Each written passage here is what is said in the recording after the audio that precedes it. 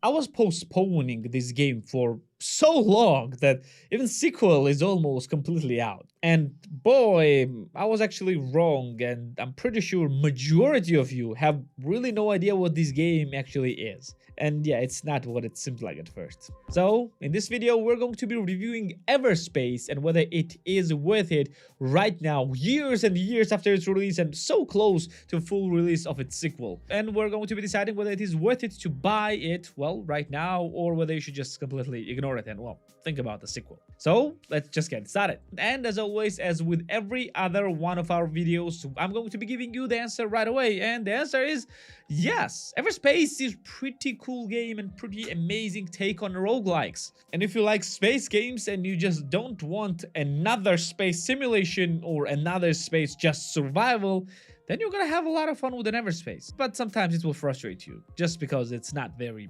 well, easy. So let's discuss that. And yeah, if you're new here, don't forget to hit the subscribe button to not miss any of the future reviews like this one, which I think I upload like almost twice or 3 times a week. So yeah, we've been pretty active recently. So yeah, hit the subscribe button and thank you in advance for that. Now, Everspace. Just to make it clear, we're discussing the original Everspace, not the Everspace 2, which is, at the moment of the recording of this video, is in early access and set to release fully in 2023. This will be all about the original Everspace 1. So what even is this? So at first it looks like a regular spaceship shooter or space simulator, which is, well, which it is actually, but it's actually a roguelike. So without actually giving you any spoilers, you're playing as a character which is in reality a clone. And your goal is to move from map to map, from sector to sector to advance as far as possible. And to give you an understanding what this means, it's very similar to an FTL. So basically you are choosing your path where you want to go and your goal is to get, well, at the end of a sector, which has a large jump gate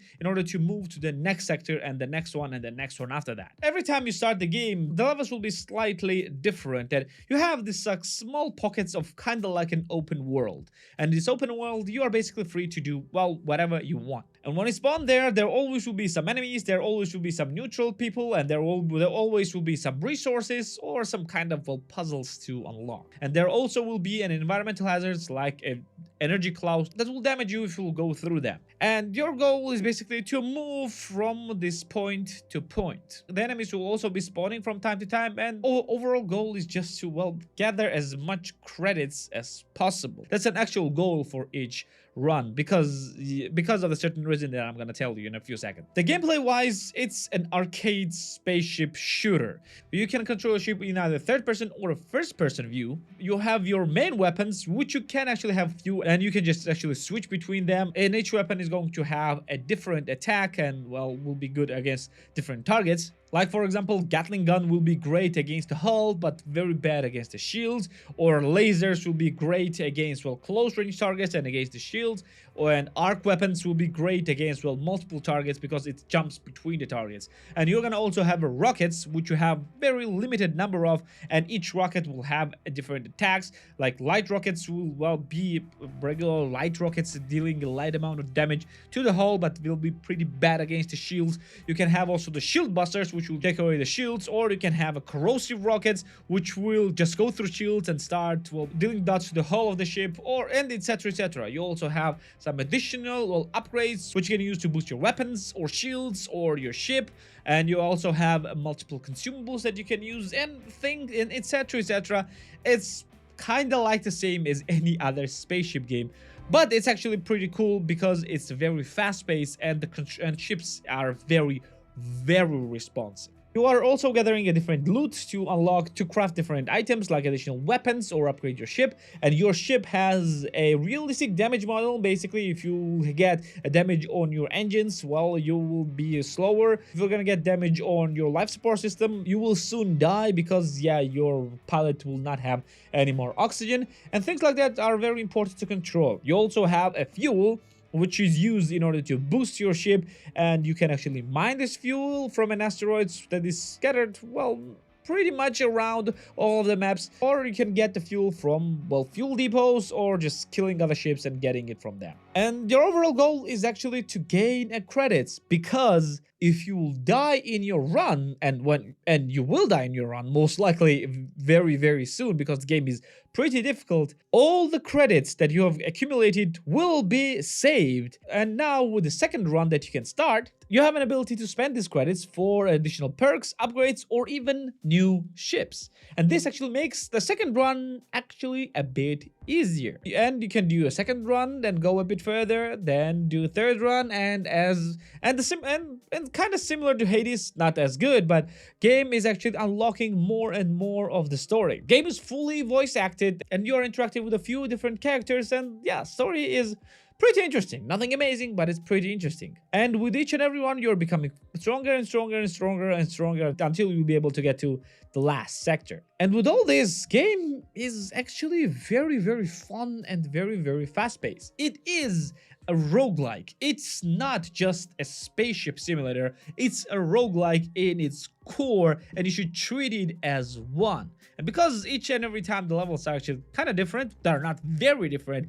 but the placement of the resources and placement of enemies and allies will be different. You're gonna have a different, well, time every single time that you are gonna play this game. Overall, it's pretty fun and pretty interesting, but now the main question, is it actually worth it to buy? Especially when the sequel is, well, fully playable and will be out of an early access pretty soon. So game is available on Steam for the base price of $29.99 for tier 1 countries and $17.99 for tier 2 countries, and can go as low as $4.49 for tier 1 countries and $2.69 for tier 2 countries. So is this game worth it or not? Well, I would not pay the full price for this game. Not because it's not worth it, not because you are not getting a lot of fun from this, because you will get a lot of fun from this, but only because the game is very old right now and it's almost constantly on a sale. You will find this game on very, very deep sales very, very, very often. And why would you just pay full price for the game, for the really old game, when you can actually get this game for much,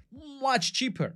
And for the discounted price, this game is absolute blast to play. You're gonna enjoy this game for this price a lot. Will you get 4 or 5 hours from this game for this price? Oh yeah, absolutely. You're gonna get much more than that. Plus, if you are just really hardcore gamer, you can actually choose to go with a hardcore run, which makes this game much more difficult and which will test your skills, well, in its every way. Overall, game is pretty fun and pretty interesting, and if you're a fan of a space genre, and if you like, and especially if you like roguelike games, then you're gonna find a lot of enjoyment from this game, because this game is pretty cool and pretty fun, even from the very first second that you start this game. Except it's difficult and you're gonna die a lot. Just expect that you're gonna die a lot. It's nothing to be ashamed of. So yeah, I fully recommend this game. Well, this will be it for today. Thanks for being here with me. Let me know in the comments down below, have you ever heard of an Everspace? And if you did, what did you think that this game was actually about? Let me know in the comments down below. Thank you for being here with me. Like the video if you liked it, subscribe for more videos like this one, and I'm gonna see you in